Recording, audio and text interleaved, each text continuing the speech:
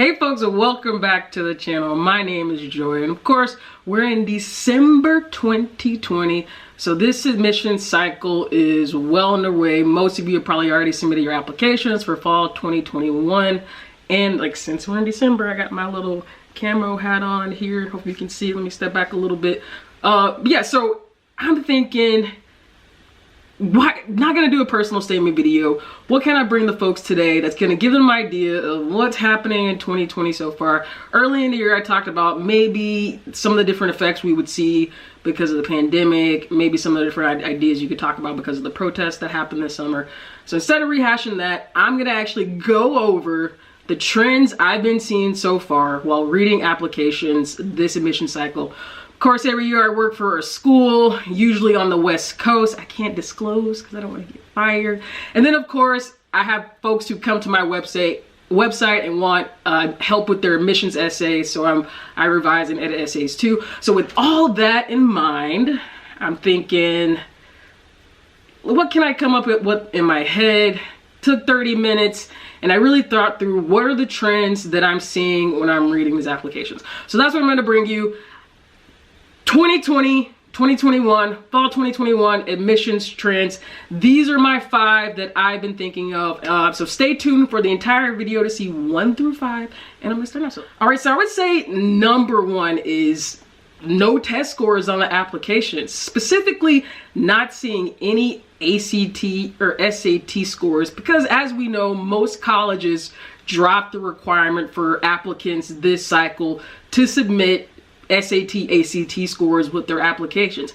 I am, however, seeing AP scores, but even in that respect, those are scarce and fewer and far between. So I think at the beginning of campuses and high schools getting shut down, you know, that was really when students were registering for their second semester classes. And then just the whole debacle with AP testing last year, I could perfectly understand why a lot of students may not even want to submit their AP scores as a part of the application. So really not seeing any ACT, SAT scores since it's not required, and then seeing some AP scores listed on applications.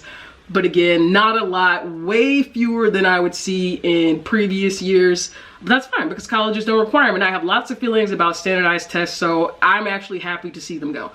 All right, so number 2, again, in the event of COVID, this video is gonna end up being all about changes because of what's happened over the last 9 months. But the second thing is, you know, extracurriculars, and I would say volunteer work, definitely see a drop off starting last year. So most of the applicants on a typical application, I might see a student who's done sports or extracurriculars for 9, 10, 11, 12th grade year. This year what I'm seeing is, you know, 9th grade participation, 10th grade participation, maybe 11th grade, maybe not, especially if it's a spring sport or a spring activity. And then in some cases it picks back up in 12th.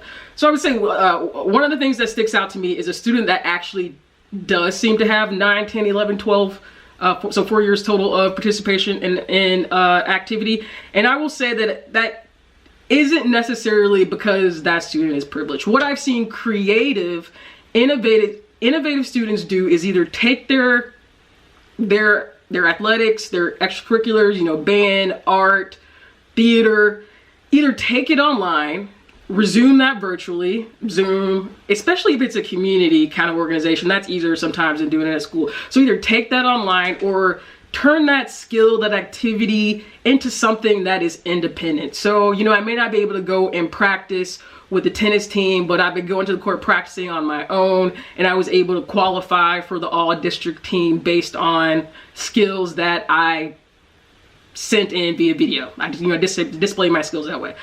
So it is possible to have 4 years of an activity through the pandemic. And I'd say that stands out to me. If you're able to be creative and to think past some of the restrictions that may happen when campuses shut down. So that's number 2, is drop off in extracurriculars and volunteer work, but the successful students are able to overcome that.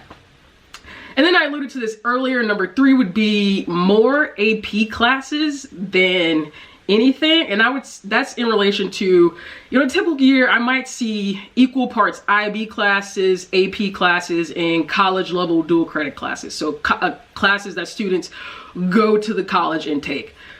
This year, mostly AP, and that's perfectly understandable. Again, that transition period we had back in March 2020, college campuses shut down, high school campuses shut down. You know, the impact of that was a decrease in enrollment into these dual credit programs, especially at the colleges. And, you know, I don't really understand it as much with IB, but that's something to investigate.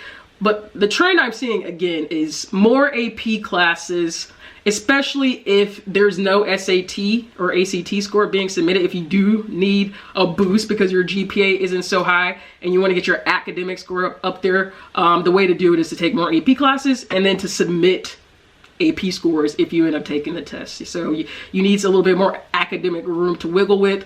That's how you would do it. Number 4 is, surprisingly, there hasn't been much talk about COVID or the pandemic in the personal essays I'm reading. So applicants are avoiding that topic, and I would say that's perfectly fine. At this point, people are talked out.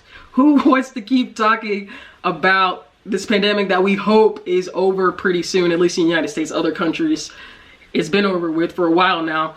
You know, but personally, I'll be honest, I wouldn't mind seeing like a future student who's interested in going to medical school, or a student who is interested in public health, talk about the pandemic in their personal statements in that way. So how does it relate to my future career, my personal career goals, my academic interests? I think that would be interesting and new. But as far as, you know, death, divorce, the 5 Ds that you're not supposed to talk about, or those topics to avoid, I can see how COVID definitely falls within that. So it's up to you. But in those instances, personally, I think it would be interesting to see some essays about the topic and kind of put a positive spin on it if that's possible. And then number 5, fifth trend is seeing applicants wait later than ever to submit their applications. You know, I'm still seeing applications coming in now, or applicants needing help with personal essays, or asking me for advice on if they should include this in their application, or, you know, how do I do this letter of recommendation, or who do I get it from? And so it's December, it's almost Christmas time, and that's because most colleges rightly I should say, extended their application deadlines. I remember, you know, most early decision deadlines in previous years were on Halloween, and, you know, some of the high-speed applicants never got to trick-or-treat, although they shouldn't be trick-or-treating at their big ages.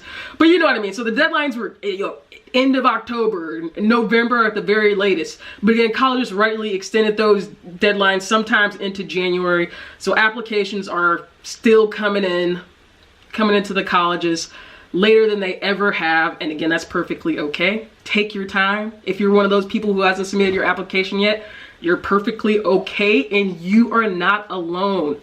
Okay, so those are my five trends I'm seeing in these 2020, fall 2021 applications. I hope you learned something from those. And if you did, don't forget to like and subscribe. And if you want my thoughts on something, send an email to contact@koodooslearning.com. I'll put it up there on the screen so you have it. And if you'd rather read about it, you can definitely check out my book on Amazon. It's Writing Your Way Through College. If you're digging more information on personal statements, that is the book you need to get. I pour out my heart and soul and talk about all the secrets that I've learned as an admissions reader, as a writing coach, and then as a, you know, essay instructor as well. So it's there for you to buy, like and subscribe, leave a comment below. Otherwise, I will talk to you next time. Bye.